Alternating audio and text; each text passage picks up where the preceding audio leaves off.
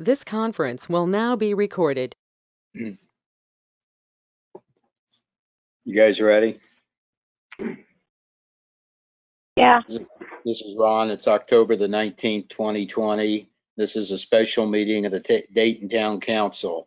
We are holding this hearing by telephone because of the COVID-19 pandemic and the compliance with the governor's executive orders. We had just a couple items of business today to review and maybe tweak the budget for 2021 and to approve a few bills that were sent to us more than 5 days ago. We will sign individual APVs for these bills instead of requiring them to be on the next month's claim docket. Present on the phone line are our town attorney, Reed, our town clerk, Michelle, budget consultant, Janet, that we hired to assist Michelle, and members of the town council who will now identify themselves by roll call. Jen? Here. Stan? Here. Carla? Here. Ashley? Here. And this is Ron. I'm here, so all 5 of us are here. Again, I'd like to thank Janet for making herself available for this call. I'll start with a question for you, Janet. Can you tell what our actual levy is for this year for 2020? The Form 3 shows it is only $196,557, and so do other DLGF forms. We asked for $290,427, which is more than what the estimated maximum levy was. Do you know why our levy was reduced so much? No, I don't know, but I can tell you based on your 2020 budget order exactly what it is. I can also tell you from your, so there were, there's a number of forms, and I don't, if I start telling you too much, I have a habit of doing that. So, yeah, it's awful. So the first, the process, you go through your budget adoption, then they issue the 1782, and then the 1782 goes back, and then the state issues the budget order, and then they issue another notice, which is the circuit breaker report. And on your circuit breaker, which is the final, it's after the county auditor issues the abstract, they certify your levy pre-circuit breaker, which your circuit breaker is so tiny it seems silly to even bring it up, but your certified levy for Tippecanoe was $204,325.38 in total. Your circuit breaker was $253.01. Your property tax levy for the general fund was certified at $196,437.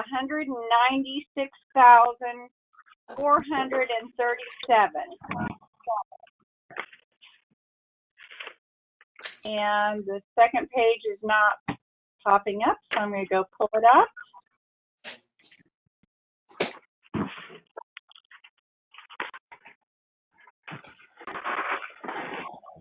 So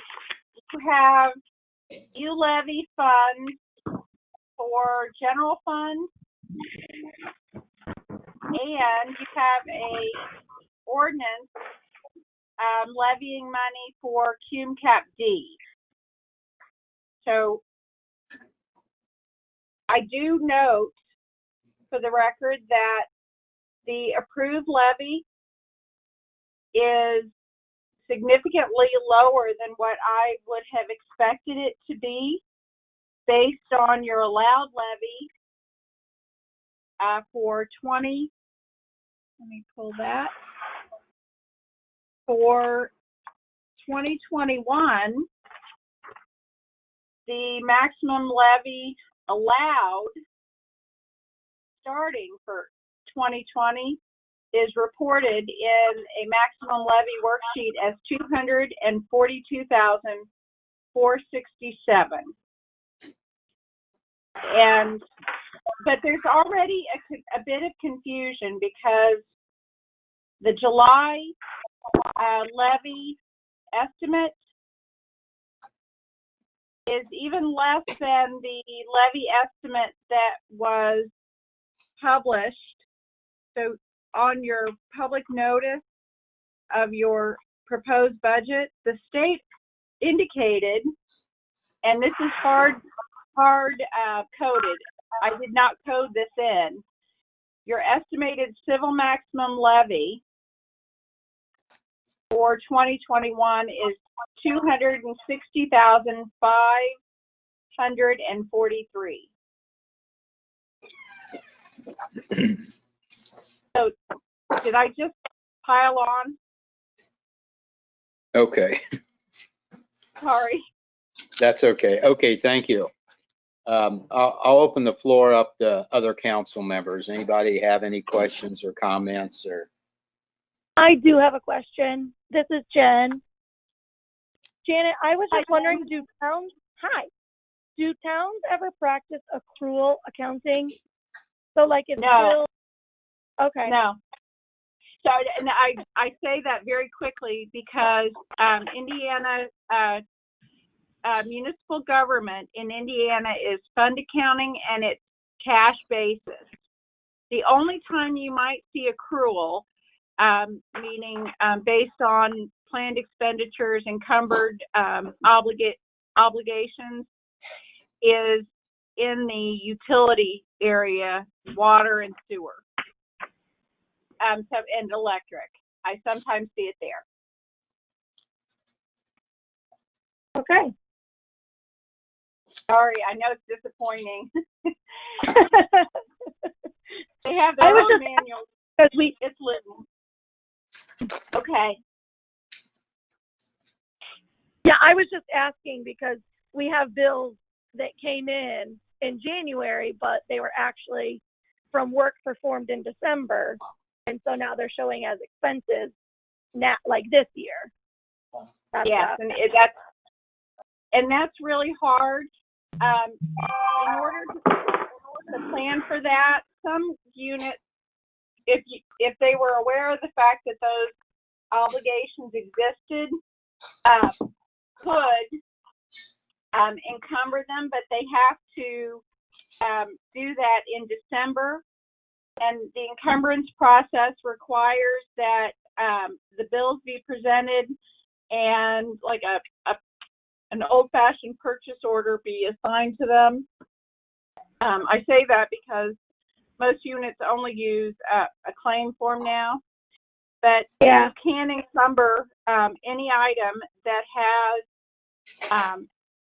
has already been incurred, but say it's in shipping, or there's been a partial delivery but not a whole delivery. You can't pay until the whole delivery is made.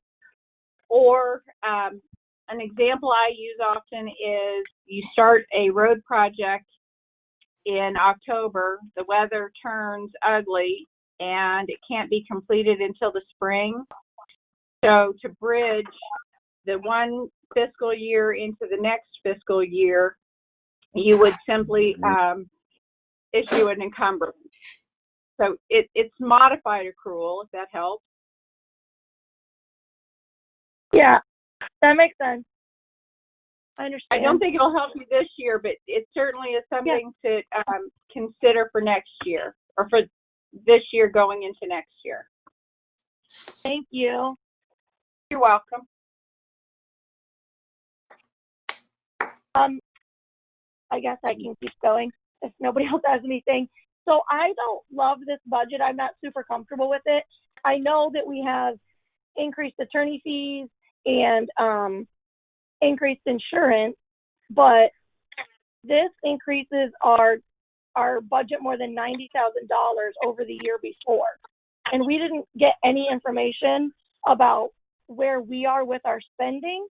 And I know in the past, we haven't spent nearly what's budgeted, but I'm wondering if we can get this budget reduced closer down to like the 2020 level. You certainly can do. So when I plugged everything in, I always do defensive budgeting, and because you have very strong cash, I wasn't too concerned about it, and I assumed that you would probably do some cutting. But I went through and I looked at the line items as I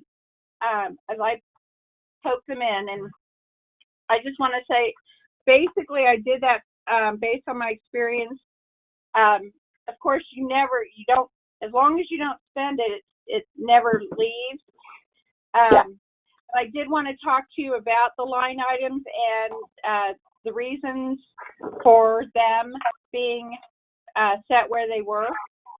And if I can just run through those real quick, and of course, and I fully expect that you will dial them back.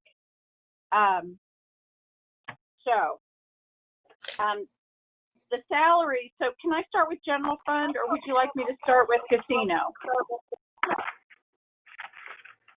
I'm fine with you starting with general. Okay. So council salary, clerk treasurer salary, county marshal salary, and the deputies, those were just, and wages of laborers. I just did 3% increases, and that is what I consider a defensive budget in case your salary ordinance includes increases. And because you don't have to give any of those raises, the salary ordinance is going to dictate that. It's actually safe money because it can't be spent unless you authorize it. The perf I didn't change. The town FICA that was budgeted last year was high based on even my estimations here. So FICA is generally 7.45%. And when I was encoding your budget, the prior year amount was pretty high, so I dialed it back. PERF, 20,000 is the same as last year. Your unemployment appeared to be underfunded, but I don't know what your attrition rate is, employee-wise. Health insurance, I increased that 20%. Just that's a standard. At least for the last 10 years, health insurance has increased annually, roughly 20%. So I just built that in. And I threw in, if you'll look at the line 1199, that's $10,000 in case I missed something. And you can absolutely knock that out without any question. That was just defensive budgeting. My deal is that you can average, whatever you advertise is all you're going to get. So I always build in a little chub, especially when you have cash. So that was why that went in there. Let me look at operating supplies. So I also was looking at the appropriation report dated June 30, which, is the halfway mark. But as I understood it, a lot of things were still outstanding and had not been built in here. So you actually had only spent 59%, or no, just the opposite, 42% of your 2020 appropriations as of June 30, which is an excellent sign. I also noted in your fund report that you guys have been kind of piling up your cash, which is good.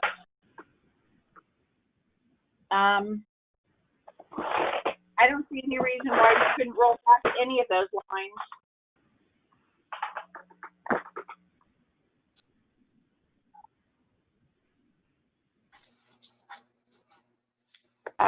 The professional service, I was told that there were going to be several lawyers, so that again was another defensive. That's a really high budget considering your prior year was 15,000. And insurance, I think I was trying to bring that closer to actual. And other than that, everything looks like normal. Does that help? Yeah.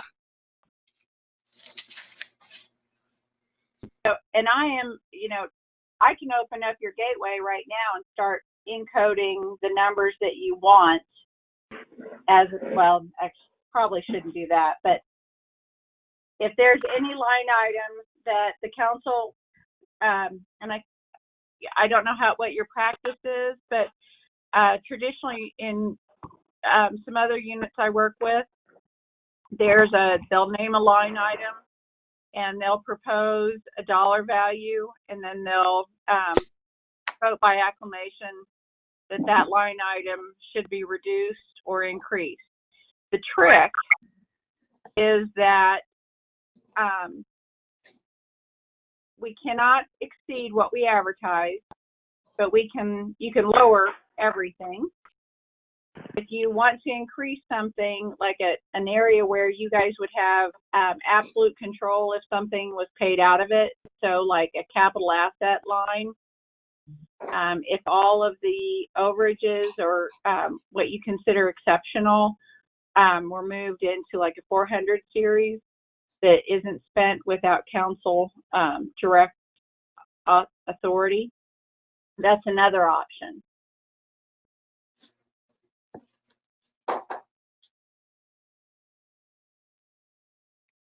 Does anybody else have any comments or questions for Janet?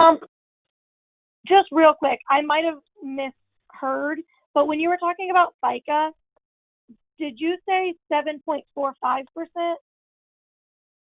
Yeah, I used 6.2 for FICA and 1.45 for Medicare. Sorry, I did misspeak. It's a combination. Okay. So FICA, Medicare. Sorry. You probably thought I was an idiot. Sorry about that. Oh, I didn't at all. I just assumed that I misheard, but I was just double checking. Good save. Good catch on that one. Absolutely. All right. Are there any other questions or suggestions?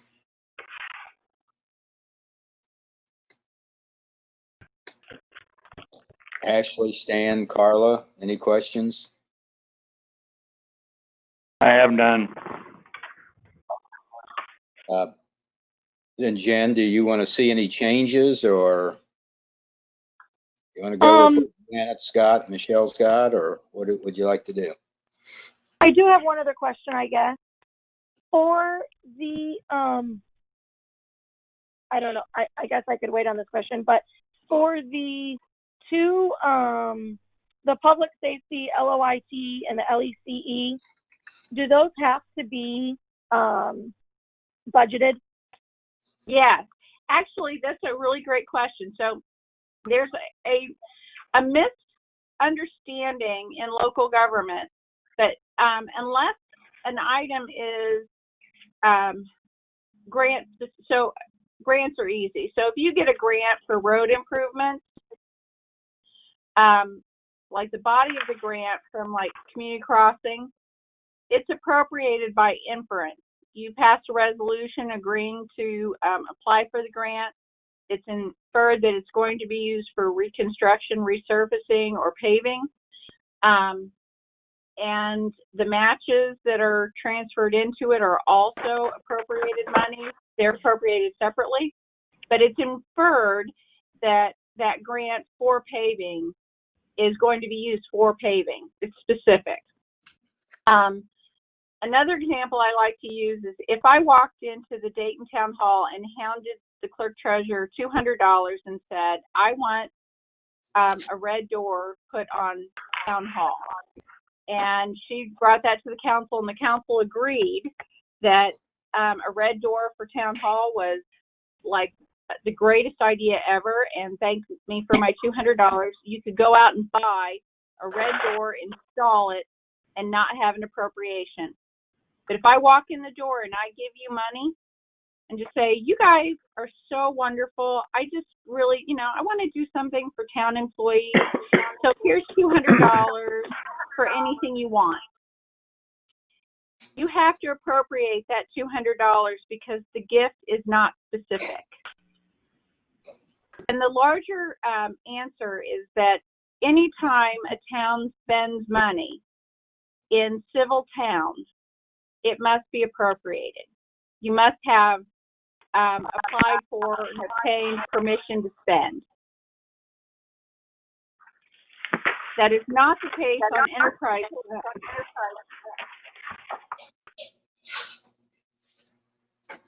Enterprise funds are you spend as needed. The board, acting as the utility board, can authorize any expenditure without state reporting or state oversight.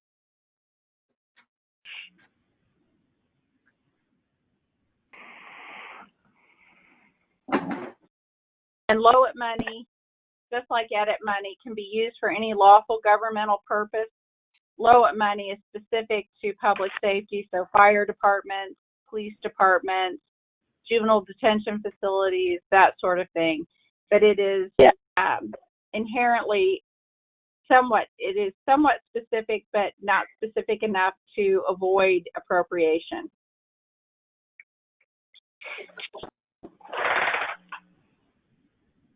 Got it. Does that answer your that question, Jan? Yeah.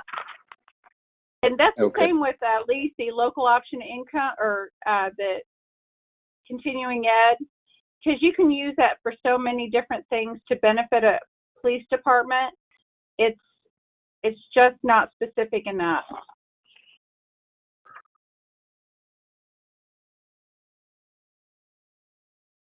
And you have money coming in and going out, I think. Although you have a lot of money in there. Your cops are really great. Yeah. Did you hear that, Scott? Yes, So I did. I gotta I'm taking tell you, notes. when I see a department that brings in that much money, that's really great.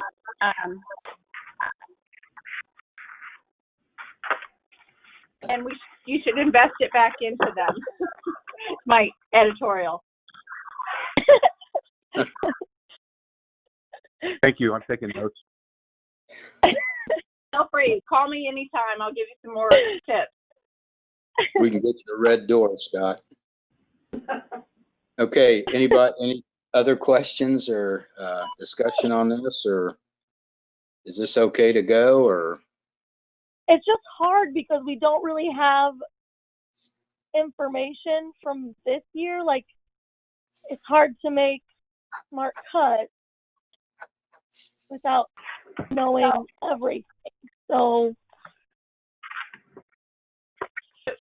I will say that between your revenue and your planned expenses, chances are you're not going to spend everything you appropriated this year. So my back of the envelope estimate was the worst case scenario you'll use if you spent every dime that we appropriated in 2021 and you receive every dime that we think you are going to receive in 2021, you would have to use roughly 70,000 of cash reserves. But we always estimate low on revenue. We always estimate high on spending. And you have managed over the years not to spend very much money. I mean, you have a very healthy general fund cash balance, at least at the end of 2019. So I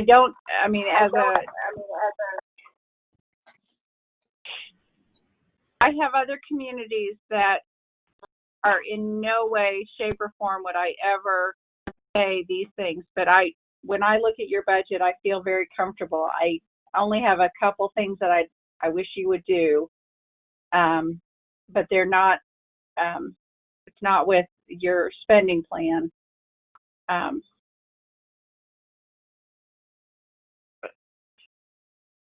Do tell.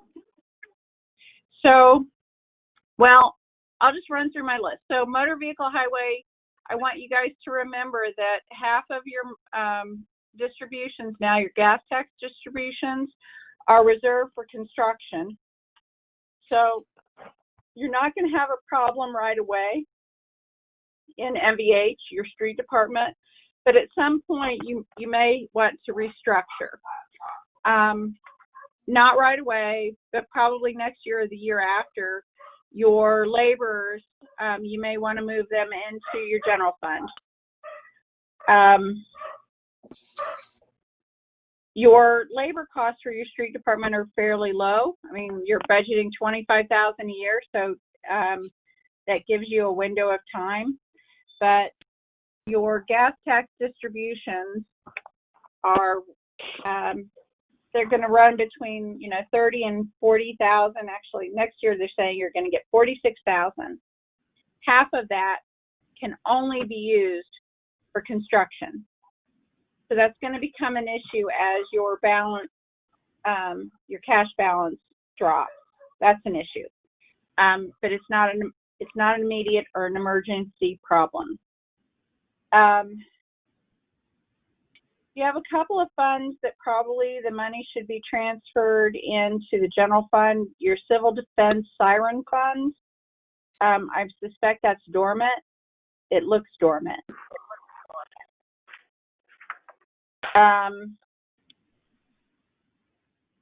And your CUME-CAP development fund, you are leaving about $15,000 on the table by not adopting or readopting an establishing ordinance, reestablishing that fund. They're estimating that you'll get, yes, you're leaving money on the table. So next year you'll get about $7,000. You could, if you had reestablished it, get around $26,000.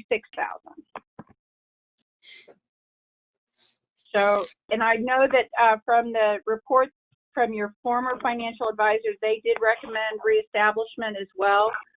That's a levy or a rate-driven fund. So the higher your assessed value, the more money you collect. It's at 5 cents per 100. So that's really worthwhile. And your attorney can help you do that. There's lots of guidance on the CLGF website that you can use for that. And another thing I wanted to point out to you is your edit money is just piling up well. And edit money is excellent money for virtually any lawful governmental purpose. So if you are having challenges, that's a place where you could solve some of those problems. You could also transfer both CUME-CAP improvement money to general fund as well as edit money, and that's just on the direction of the council, your choice. And if I haven't blown your mind already, yeah, I do this a lot. This is fun for me. I think that's right off the top. You got some really healthy money also from cable franchise, and that money generally would be deposited into the general fund. There's a couple things that, like riverboat and cable franchise fees in small units like yours, many times that money there's just a revenue line in general fund for that. It's just an observation. But otherwise, everything looks great. Shannon? Can I ask one question about going back to the CUME-CAP development? When you say leave it, this is like just for me or other people like me that are like just need it in like plain English. So leaving it on the table, that pretty much we're leaving it in the pockets of the taxpayers, right? It is. Okay. You I wanted are, to make sure I'm understanding correctly. and so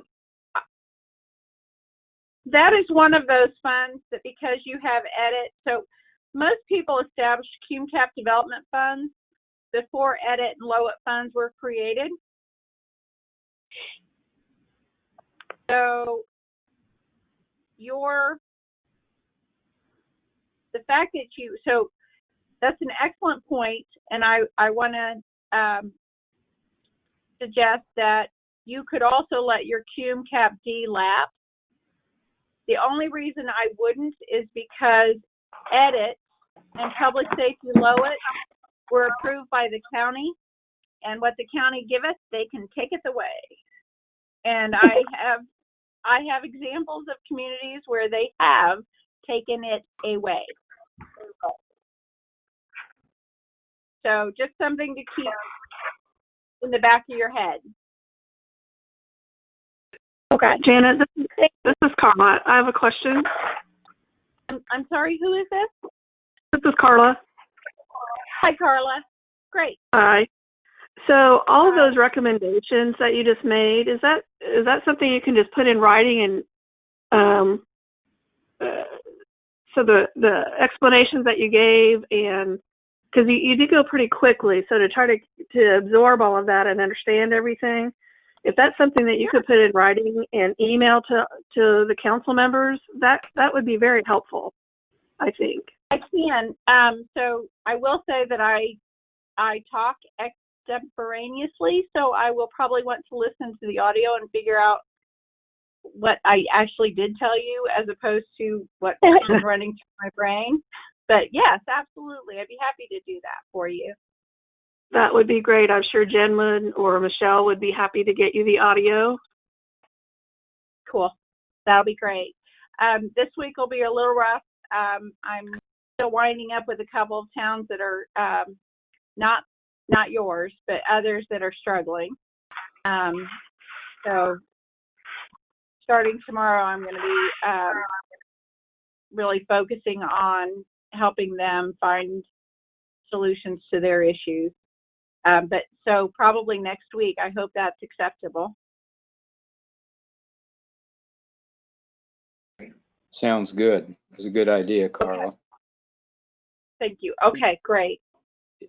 Anybody else have any questions or comments from the council?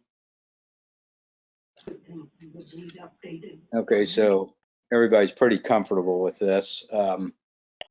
We need to move on and okay some of these bills, and if somebody thinks of a question, they can pop up and ask it again. So we have some of these bills that we've had now for the 5 days or more that we need to consider. So Ron, we didn't have any public comments on the budget, right? we do have public comments, or I thought this was a closed. No, I'm just There's asking nobody if on there were any. anything. Okay. Yeah, I was just making sure Okay. nobody had submitted written comments, but as long as there are none, then we can move on. Yep. And before we go on, thanks, Janet, for taking all this time and helping us with this budget. I know we all need help, and everybody, so thanks a lot. Sounds like you did a good job. So, Well, I hope so. I appreciate the opportunity to work for the town of Dayton, and you can always reach out to me at any time. okay, thank you. Thank you very much. Okay, we So, have Huh? may I exit, or would you like me to stay on the line? I think you could probably go ahead and exit. Thank you, Janet. Thank you. You're very welcome. Y'all take care. Okay, thank you.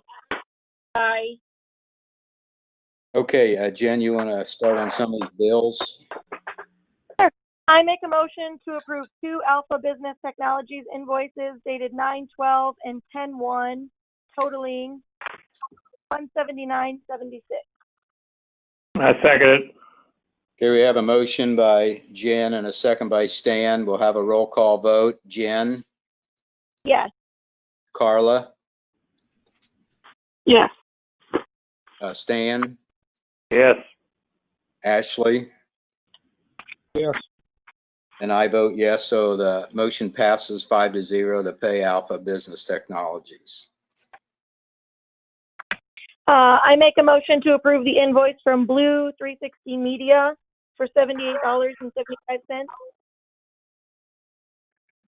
I'll second.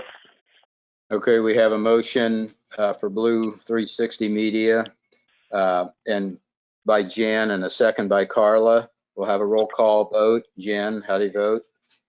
Yes. Carla, Yes. Stan, Yes. Ashley, Yes. and I vote yes, so the motion passes 5-0. I make a motion to approve the invoice from HR Resources for $4,625. I second it. Okay, we have a motion to approve the invoice for HR Resources by Jen and a second by Stan. We'll take a roll call vote. Jen, Yes. Carla, Yes. Stan, Yes. Ashley, Yes. and I vote yes, so that passes the pay HR, passes 5-0. I make a motion to approve the two invoices from Murtaugh Law dated 9/28 and 10/5, totaling $9,744. I'll second. Okay, we have a motion to approve by Jen, the Murtaugh Law Firm, seconded by Carla. We'll have a roll call vote. Jen, Yes. Carla, Yes. Dan, Yes. Ashley, Yes. and I vote yes, so it passes 5-0. Okay, I make a motion to deny for lack of approval and appropriation invoice from Church, Hiddle and Antrim dated 9/30 for $3,785. I'll second. Okay, we have a motion to deny for the lack of approval, the invoice for Church, Hiddle, and Atrium. Seconded Say that by, again. Whoa, say that again. I made a motion to deny for lack of approval and appropriation the invoice from Church, Hiddle and Antrim for $3,785 dated 9/30. and I don't Carla, think I've sent one. I don't think that's right. So that's for Libby. I think the only one that I've sent on is around like $560. okay, we can check on that and do that later. I'll check. Okay. Are you sure that you have the right law firm though? Is my question. That's Libby's firm for 3,000. No, I wrote this all down and I totally might not. I think that's one for Taylor, Chad, and Manette. Yeah, What's the name of that, Reed? Taylor, Chad, Nanette. Okay. You want to change that motion, Jen? Or? yes, I see. Okay. Yeah, it was all one attachment. I think that's why I did that. I just went from the top to the bottom. Yeah, I remove my motion or I whatever. We can just die, I guess. Okay, the first motion just dies for lack of vote. Okay, I make a motion to approve the invoice for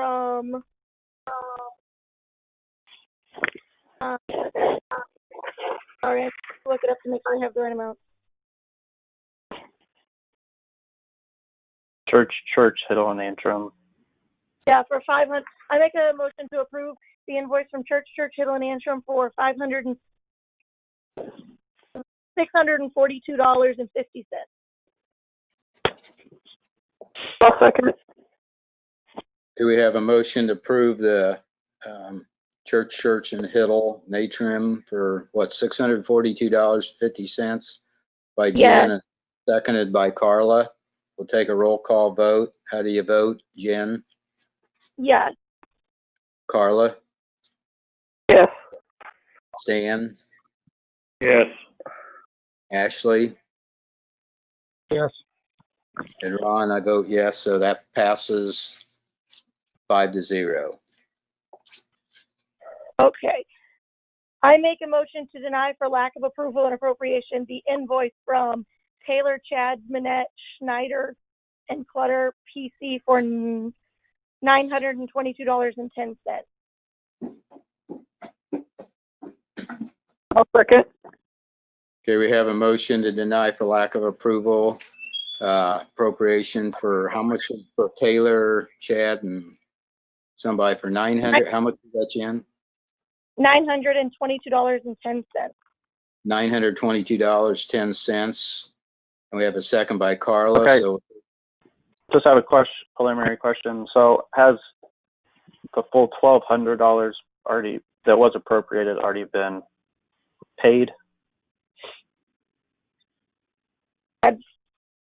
I think so. So, Or Michelle, has that 1,200 been paid? The one first check that, yeah, the 600, I think, and the second one, as long as you didn't deny it, that I believe it was either in the September or the October claims docket that you approved, as long as you didn't deny it, and then I can tell it's been sitting in the safe, yes. Yeah, that was my question. So there's one from September that was in the claims docket, and that amount is $561.10, and I didn't know if that'd been approved or not. I think that's the one that's sitting in the safe that was on the claims docket. I think if you look, I believe on the September claims docket, that was just approved. Okay. I don't So- remember it being denied, but it's still sitting in the safe. I think it was approved, but anyway, on this new motion here for the motion to deny, we'll take a roll call vote. Jen, what do you vote? yes. Carla, how do you vote? Yes. Stan? Yes. Ashley? No. And Ron, I vote yes, so the motion passes. Deny it for vote of 4-1. Okay, I make a motion to approve paying Cindy Marsh for the flags she purchased at Menards for the town on 6/23 for $143.68. I second it. Okay, we have a motion to approve paying for the flags that Cindy Marsh had picked up for $143.68, and seconded by Stan. We'll have a roll call vote, and I'll excuse myself from voting. So Jen, how do you vote? Yes. Carla? Yes. Stan? Yes. Ashley? Abstain. And I'm abstaining, not voting. So that passes 3-0 to pay that one. Any more? Okay, the next invoices are mine. So Ron, if you want to explain them, and then I'll abstain from voting on those. Okay, I make a motion to reimburse Jen for the following invoices. Office Depot receipt dated 9/3/2020 for $20.74 for 3 copies of the Financial Solutions Group report. Go-to meeting invoice dated June the 17th for 2020, 2020 for $19. Go-to meeting invoice dated July the 18th for $19. Go-to meeting invoice dated August the 18th for $19.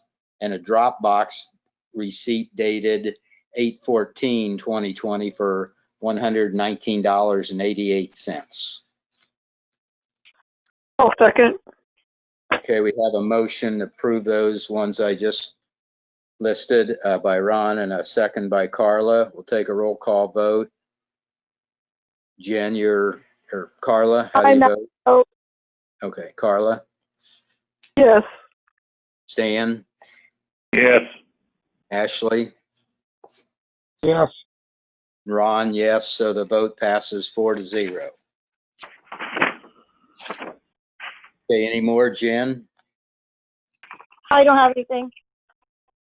Okay, before we adjourn the meeting, just one quick thing. I'd like to call an executive session for the council's members and our attorney for Thursday at 6 p.m. And Reed, if you could let Michelle and Jen know what to say on the meeting notice for the different sites. Yes, I Okay. will do. Okay, thank you. Hey, Ron, this is Mark. I've got 3 items I'd like to briefly discuss once you all together, if that would be okay. Can we do that, Reed? If there was no agenda. I mean, it's for a different purpose, but it's up to Reed if he allows it. Yes, you can go ahead, Mark. I mean, depending on what the items are, at least Yeah. let us know. Sure. The first item is at the October board meeting for me to look into and present this evening about the plugs for the water meter pits out at Baker Farms. You got a request that developer fund the purchase of those, and he has agreed to. The second item is the Truck Indiana project. I suspect will be moving forward before we have our November town council meeting.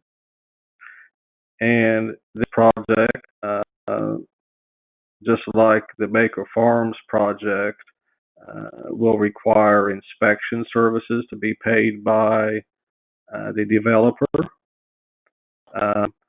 So I would like to, I don't know if I need approval or exactly how that all should be worded, but I'd like to go ahead and, through our general services agreement with the BF&S, have them provide the inspection services for Indiana like they are for Baker Farm.